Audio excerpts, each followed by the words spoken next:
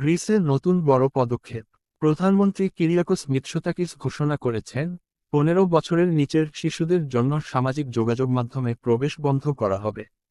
সরকার বলছে, এই পদক্ষেপের মূল কারণ হল শিশুদের মানসিক স্বাস্থ্য ও ঘুমের সমস্যা। অনলাইন চাপ, অন্যদের সঙ্গে তুলনা এবং দীর্ঘ সময় স্ক্রিনে থাকার কারণে শিশুদের মস্তিষ্ক পর্যাপ্ত বিশ্রাম পাচ্ছে না। 2027 সালের 1 জানুয়ারি থেকে গ্রিসে এই আইন কার্যকর হবে। 15 বছরের নিচের শিশুরা সামাজিক যোগাযোগ মাধ্যম ব্যবহার করতে পারবে না, এমনকি অভিভাবকের অনুমতি থাকলেও। সরকারি অ্যাপ ব্যবহার করে এই বিধিনিষেধ স্মার্টফোন, ট্যাবলেট ও কম্পিউটারে বাস্তবায়ন করা হবে। ফলে নতুন অ্যাকাউন্ট খোলা বা বিদ্যমান অ্যাকাউন্ট ব্যবহারও সীমিত হবে।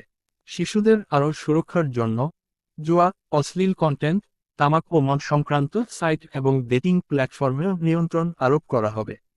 সরকার আশা করছে, এটি ইউরোপীয় অন্যান্য দেশগুলোর জন্য একটি উদাহরণ হতে পারে।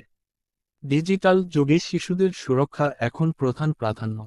গ্রিসের এই পদক্ষেপ শিশুদের নিরাপদ ও স্বাস্থ্যকর অনলাইন অভিজ্ঞতা নিশ্চিত করতে সাহায্য করবে। আপনার মতামত কমেন্টে জানান।